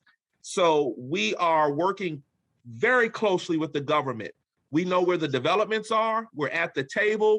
We are negotiating, creating memorandums of agreement, understanding to ensure that the children are at the center of those developments. We don't want to stop anybody from making money. But while they're making money, we want to ensure that our children are educated and that they are literate enough so that they can one day make the same money that others are making. So just a few ideas. Amen. So, I know this is so fun. See, there is hope. There is hope. It lives. And as I know Atiba's, it's interesting, his journey of getting to that holistic, which is early learning, housing, health, and education. But I'd love, before I go to Atiba and Monica, just give us a hint. I always say more C's. What, Dr. Beasley, Superintendent Beasley, how did you do it? You said you called the chairman, and sometimes that always doesn't yield the kind of result that you had. Because like what Ryan says, we all have our little silos and we all have our jobs to do. One of the things that Atiba and I worked on was to realize that in order for a child to get to school, even those who live proximate to the neighborhood, they have to go through city streets and walk on sidewalks that are cracked, or street lights that aren't working, or go buy condoms and syringes of the activities of the day before. And that's the city's responsibility, or in your case, the county. So tell us, in a little bit about how you got this to happen, and then Atiba and Monica in terms of how you got the kind of results of the student outcomes and community leaders. Tell us how you did it. Well, because I'm going to say because he's a charming person. That's pretty clear. Okay, now. I hope so. And I'll be very honest. The one thing I did share initially in my first year, I shared with everyone. I said, if you all think Dr. Beasley is going to come in here and change the outcomes in this community as a superhero, I said, I'm going to let you know, you will not see that occurring. No one's going to come and save us, Dr. Beasley included. It takes a community-wide effort, a collaboration. And I shared with them, if we have the highest mobility rates in the state, if we really want to improve our outcomes in this district, we've got to address the systems and structures that are contributing to those depressed, if you will, outcomes in our community. That got their attention. And then, of course, they having a little credibility as an educator, someone who has had a degree of success in improving outcomes for children, that gives you credibility to at least, I guess people will at least listen to you. So they at least listened to me. But once they began to understand all the variables that were at play, some of them within our control, some of them not within our control, but some of those variables within their control, or at least sphere of influence, they understood that we had to work together to improve these outcomes for all children. And it would not happen overnight. It would take time with very deliberate, intentional decisions that intersect, if you will, government, home, school, work, etc. And fortunately, we've got a chairman and a delegation and a board. All of us seem to understand that, and we're working and moving in the right direction as a system, which I believe is producing some phenomenal outcomes, with the data only needing time to catch up to what we're actually doing. Well, you are certainly on that path, which we're so excited about. So excited and proud and grateful. So Atiba, talk about your journey and what it took and what you're still having to do. Yeah, we have people from all over the country, even I think from Canada. I just want to say real quickly about this Atlanta group you see here. And Monica in DeKalb County. In 1998, my family became homeless due to a fire in an apartment complex. 2 years later, my daughter graduated from DeKalb County, Lithonia High School, went to Spelman and Georgia Tech, and became a civil engineer. So what you're talking about, technology, is for real. Dr. Beasley, the reason why he's so successful is he's actually come up through schools in Georgia. And his experience on the ground, I've been to meetings with him, he's the real deal. He's the real deal. And Ann Kramer and I, 7 years ago, served on the governor's Arts Learning Task Force, and we went around the state to see schools that emphasize the arts. And I didn't hear anybody really talk about arts in the past hour, but I think, again, it's one of the secrets to the success we need in the 21st century, because this century is all about creativity, the innovation, and arts is really where you started. And so I just want to say two things. One is the quote that's lived with me for a long time that goes back to the 19th century from the wise man Mark Twain. He said, "Don't let your schooling interfere with your education." And if you think about it, Andrew admitted he's a fifth generation Jewish Georgian who never heard of the Roosevelt School until the 21st century. And he's an educated man. So we have to rethink education in this 21st century. And so I'm going to refer you to a study that was done in 2007 called Tough Choices, Tough Times. You got to read it because it's about creating a new schools for the 21st century. And I haven't met Dr. Baker-Jones, but we need to talk because we have a school in the Edgewood community that we want to bring back online and co-create it and redesign it.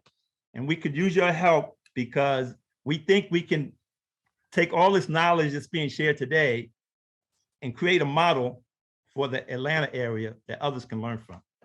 You know, and Atiba, not only that, but that neighborhood is now the gentrifying neighborhood, right? That has that best of both. Many long-term residents it's our neighborhood, it's our contingent neighborhood, but it's got that would be Tahita, are you listening? So this is exciting. Thank you so much. Monica, what have been your challenges and your advice that you can give us to, how did you get that? Your bus and your technology. Well, I will tell you this, the first thing you have to do is you have to expand your vision.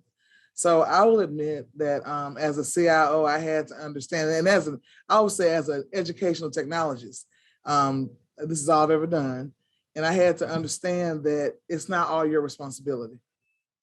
And with that in IT, a lot of times we have a habit of holding it really close to us and trying to make decisions that, we really need to be working to empower others. I tell our staff, we just had a leadership meeting this morning, and I said, our job is to watch and to engage and determine how technology is used to do whatever it is that our students need to learn. If you're not talking about how technology is supporting learning, then you're speaking Greek to me. I have no idea what you're talking about. So they know, when they come, this is how this is going to impact learning. This is how we're going to keep it running. This is, so that we're training just from a very simplistic perspective, but from IT, we have to expand our vision. Like I mentioned, back to the strategic planning, that was a big piece of it, making sure that our strategic plan wasn't 160 pages of blah, blah, blah, blah, blah, which it had been, in the past, but it was 20 pages of, getting straight to what an empowered learning environment actually is and how we support it. So that was the first step. And then it was about empowering our partners, the various divisions, working with, ensuring that our Board of Education made an investment many years ago for the devices. So we started in 2017 with our Digital Dreamers initiative. So we kind of had a head start when all of this started. We really were trying to fill in gaps. So the Board of Education definitely made that jump, that leap then. But then moving forward, our superintendent, Mrs. Cheryl Watson Harris, as she came into to work with us and come into the district to lead us, a lot of her expectations as it pertains to equity and making sure that the community is engaged and served was another large piece. And so we were able to bring in the community to say, where are the pain points? What would you need? What would be helpful? So that's literally what happened, just engaging the right people, expanding our vision, because we had what we needed. We had the technology, we had a bus, we had the partners. That's the easy part. The hard part is creating something that is relevant, that is authentic. So that is really where we went. I think our next steps as we move forward is to continue with our tech cafes, but not just to provide awareness of our tools to our parents. We want to look at facilitating the integration of how to use these tools so that our parents are able to provide feedback. I was reading where they were talking about parents being able to assist and provide, feedback into their child's learning and what they think might be helpful as they work with the teachers and be a partner for teachers. So if we can prepare them in their digital literacy and their digital identity, they'll be able to help our teachers even more and partner to impact that learning environment for our students. So, I could go on, and I'm a talker, so I'm gonna start kind of cutting it off. What I love, you're already doing, the next question you answered was, what's the next step? And what you've also discussed is that integration with the community, with the families and their own prosperity and their ability to stay, as you were talking about, Morsi, staying in your community and having that life experience all in that community, in the neighborhood school being at the heart. I love it. So I'm going to talk to you, Mercedes. What's next for you after you build this wonderful neighborhood? We've got more neighborhoods to build, and honestly, it's a county, and we've got work to do. We're looking right now, and we have a new development occurring in the Forest Park area. Really, it's between Forest Park, Morrow, and maybe some unincorporated areas. We've got new residential development, high-rise developments, and they've already committed because of our conversation with them, they've committed to build a school for us. So of course, that's another one. And I mean, don't even have all the details worked out as of yet, but just having the right people at the table and for them to commit to doing that, it's progress. And so again, we're re-engineering this entire community. That's why we believe the mobility rate has gone down from 30% to 25%. Families want to stay in Clayton County, and they're finding reasons to stay. And as a part of the collaboration, they're offering support to families when they have financial lulls, if you will, so they can stay in these residential areas. It all makes a difference. It's not about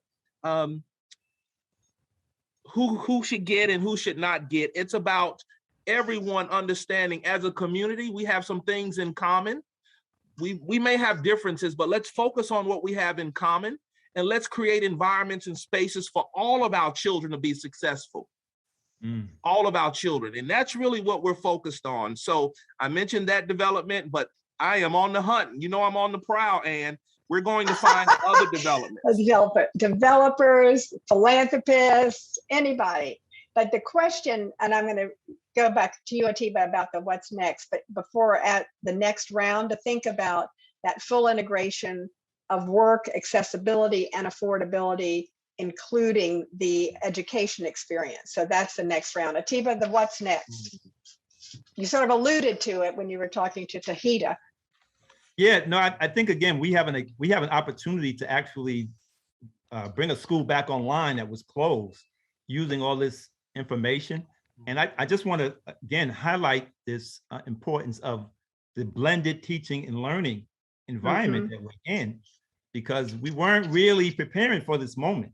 And when it hit us, everybody got shook. And I think, again, we can design a school now, taking these best lessons, as Monica told us, about integrating technology, but also addressing the pandemic's impact on so many children and even teachers.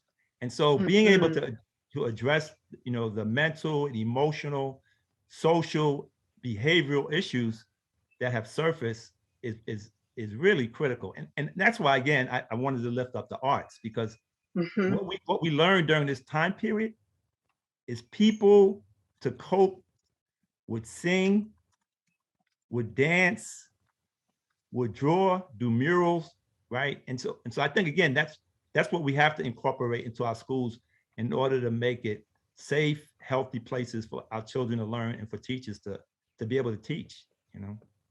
I love that. And I think one of the things we did learn in the academics, we have to continue to boost. The and is the arts, and then the exercise, a chance for kids to get outside and be able to walk and play, the play and the arts, the creative spirit, the energy.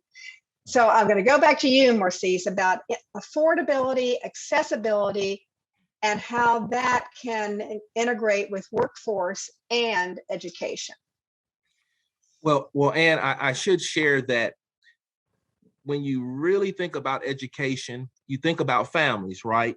Exactly. And we want families to really focus on education. So the less they have to be concerned about housing, the less they have to be concerned about getting groceries or meeting those basic needs, then they can actualize. They can really focus in on education. And that's really our work, trying to ensure that the developers and the investors know that we're all capitalists here. We want you all to make money, but we don't want you to make money at the expense of families not being able to maintain their residence and stay in their homes or their apartments or their dwellings, if you will. We don't need a high homeless population. That's not going to help them, and it certainly won't help the school system. We need families who are stable so children can learn and learn at high levels. And so I'm very, very pleased that they've been very open and understanding of that conversation, and they understand their responsibility. We all have a responsibility to create these thriving neighborhoods and communities in which our children are safe, families are safe, they're learning, they're thriving in these spaces. And I'll close with this, Anne. We also are working with an organization to create learning opportunities, mathematical learning opportunities in our park spaces around the county.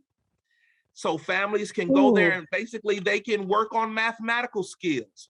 That's all a part of creating this culture, if you will, of education.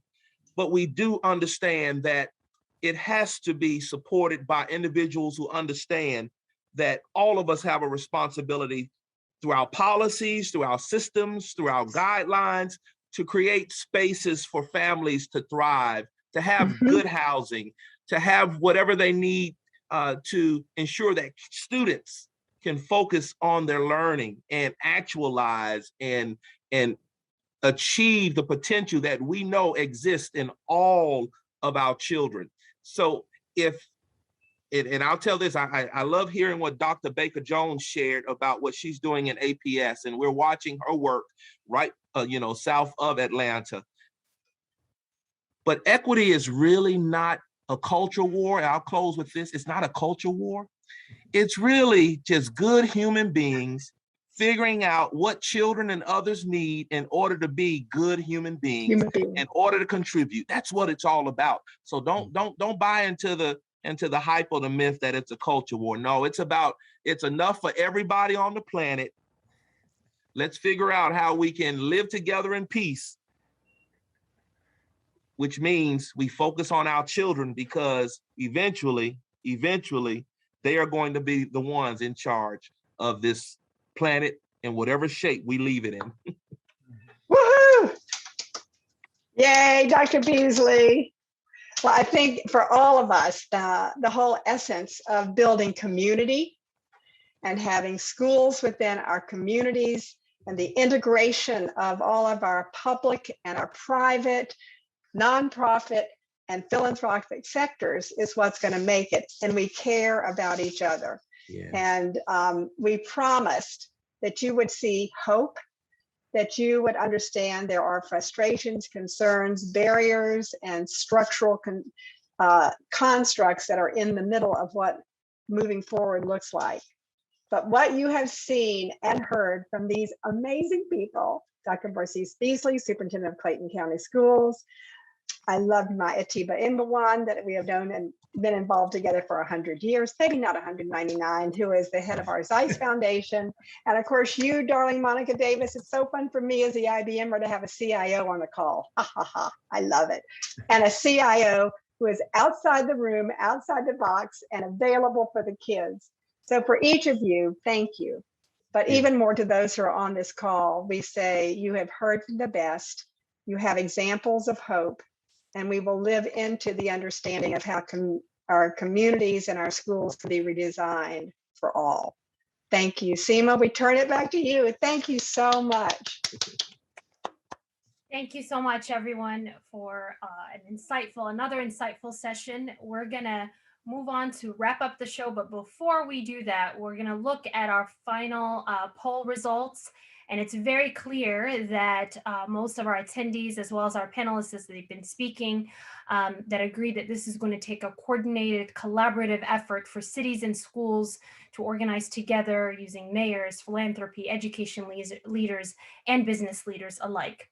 And this wraps up our show. Thank you again for joining us today. We hope you enjoyed hearing from the visionary leaders that we had with us today. They are working to make Atlanta's neighborhoods complete by centering them around education. We hope you leave today with lessons on how we can build more equitable, dynamic, and livable neighborhoods in your city. And this is just the beginning of our work here in Atlanta. Thank you for helping us get started today. And stay tuned for more. We want to thank our guests and attendees, and of course our partners, Reimagine America's Schools and the Siegel Family Endowment. We've been bringing City Age to you virtually from the start of the pandemic, and we will continue to do so. We're also getting ready to have live events too soon. If you'd like to have a City Age episode produced around an idea or topic of your interest, please get in touch with us. Our mission is to bring leaders together who are building the future. Until next time, I'm Salma Shobaya. Stay well and stay connected. Thank you.